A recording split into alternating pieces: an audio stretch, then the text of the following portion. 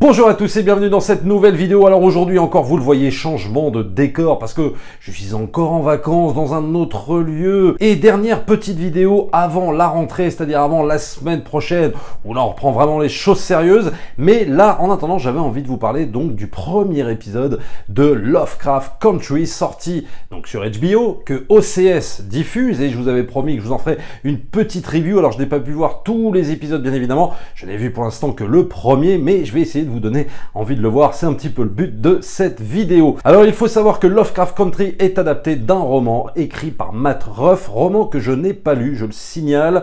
S'il y en a dans les commentaires qui veulent faire un parallèle avec ce qu'ils ont vu dans le premier épisode et le roman qu'ils ont lu également, eh bien faites-le, comme ça c'est toujours bon de voir un petit comparatif. Il faut savoir également que cette série est produite d'une part par Jordan Peele, donc le réalisateur de Get Out, et produite également par J.J. Abrams. Alors de quoi ça parle Lovecraft Country? Dans l'Amérique raciste des années 50, Atticus Black embarque avec son ami Letty et son oncle George dans un road trip à la recherche de son père disparu.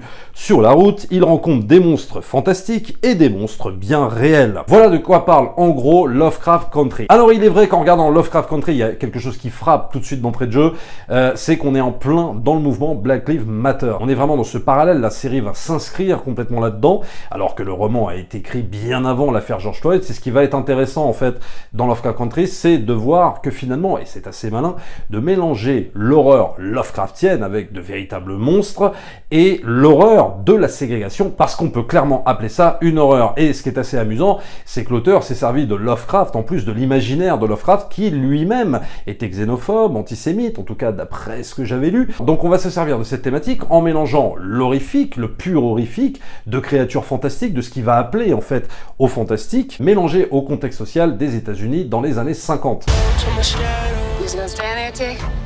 This is family business. And families stay together.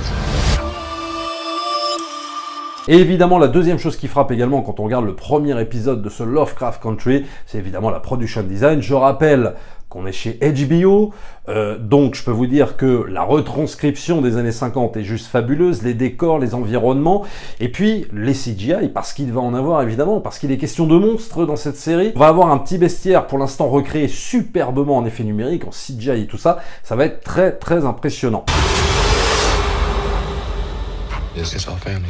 Alors l'épisode est plutôt bien mené, il y a pas mal d'action, les personnages commencent plus ou moins à être bien creusés, donc c'est intéressant, on commence plus ou moins à s'attacher aux personnages. Ce n'est évidemment que le premier épisode, donc c'est une mise en bouche, mais on plante bien l'univers, on plante aussi le contexte social de ces années-là, et de ce point de vue-là, c'est très réussi. Après, ayant des petits défauts, j'ai envie de dire que ça va être quand même, à mon sens, peut-être un peu trop manichéen, et ça, c'est un problème un petit peu américain, hein, cette espèce de manichéisme, hein, où il n'y a pas trop de nuances, c'est-à-dire que là, on va opposer évidemment les méchants blancs aux gentils noirs, ça va être un peu ça quand même, Lovecraft Country. J'espère que ce sera un peu moins manichéen par la suite, mais là, je trouve que si vraiment il y a quelque chose à relever de cet épisode, mis à part évidemment la mise en scène extraordinaire, les CGI, l'action et tout ce que tu veux, les acteurs et tout, la mise en scène, peut-être c'est ce côté-là, c'est-à-dire ce côté où les Américains peuvent pas s'empêcher d'être dans un manichéisme extrême. Et évidemment qu'il est important de montrer une Amérique raciste blanche dans les années 50, bien sûr, et il n'est pas question de contester ça, bien entendu, et qu'il y a même une résonance maintenant, hein, on l'a vu. On pourrait y mettre un peu plus de nuances, c'est ce que je vais reprocher un petit peu à ce premier épisode. Et on voit bien qu'avec les Américains, on est toujours dans une opposition noir, blanc, noir, etc. Il peut pas y avoir un entre-deux, il peut pas y avoir de nuances, c'est très compliqué pour les Américains de leur demander ça, ou alors ça dépend de certaines œuvres, bien évidemment. J'ai un peu peur que ce Lovecraft Country parte un peu trop là-dedans. C'est pas gênant, mais j'aimerais quand même plus de nuances sur le traitement scénaristique, sur le traitement des personnages, et puis surtout sur le traitement du contexte social. Hein, il s'agit pas de nous dire que tous les blancs dans les années 50 aux États-Unis étaient tous des mecs du Ku Klux Klan qui pourchassaient des noirs, etc. Bien sûr qu'il y en avait, et il s'agit pas de minimiser en fait ça, mais il s'agit pas non plus d'aller dans l'extrême inverse et nous expliquer qu'en gros, tous les blancs étaient des fascistes, etc. Donc, j'attends de voir par la suite comment tout ça va se dérouler. This story is about my father. Et d'ailleurs, à ce propos, le comédien Jonathan Majors, donc le rôle principal de Lovecraft Country, en parle de cette question-là, et il dit qu'en gros, ce qu'il défend, il va défendre l'idée qui est intéressante, qui est que cette série est réalisée en gros quasiment que par des noirs, scénaristes noirs, acteurs noirs, etc. Donc ça, c'est très intéressant. Mais pour autant, il dit, il s'agit pas non plus de dégager, je sais pas moi, de dégager les blancs des productions hollywoodiennes, même si effectivement les blancs occupent des postes importants chez les scénaristes, chez les réalisateurs, etc. Mais il s'agit pas de les dégager, mais il s'agit de travailler ensemble. C'est ce qu'il va dire dans une interview. Et ça, je trouve ça très intéressant. Moi, c'est l'idée que je défends. Quand on parle par exemple de féminisme, quand on parle de Black Lives Matter, etc., ou de Balance ton port, ce qui est intéressant, c'est effectivement de mélanger les sensibilités. Je le répète, et je l'avais déjà dit dans une vidéo, ce qui fait à mon sens les grandes œuvres, ce qui fait à mon sens les grands films, c'est un mélange de sensibilités. Il ne s'agit pas que de faire des films que par des hommes ou que par des femmes, ça n'a aucun sens. Il faut absolument mélanger les choses et c'est, à mon sens, le mélange, les différentes sensibilités qui vont produire, à mon avis, de grandes choses.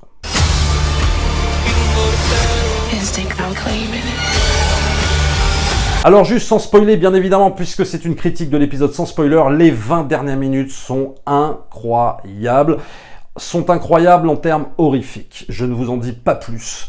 Si vous avez l'occasion de voir cet épisode, vraiment regardez-le, mais ne serait-ce que pour les 20 dernières minutes, avec une gestion de l'espace, avec une gestion du bestiaire, avec une gestion de plein de choses dont je ne peux pas vous révéler les tenants et les aboutissants dans cette vidéo, mais c'est vraiment magistral, et j'espère que la série, je crois que elle va peut-être compter 8 ou 9 épisodes, j'espère que la série va tenir ses promesses par rapport à ça, que ce soit pas juste la promesse du premier épisode, et puis après on abandonne cette idée, parce que je peux vous dire qu'on est quand même dans du très lourd. Question retranscription d'un bestiaire, c'est vraiment pour moi, en tout cas pour l'instant, hyper réussi. Ça fait peur, on sursaute, il y a vraiment quelque chose de totalement viscéral dans ces 20 dernières minutes.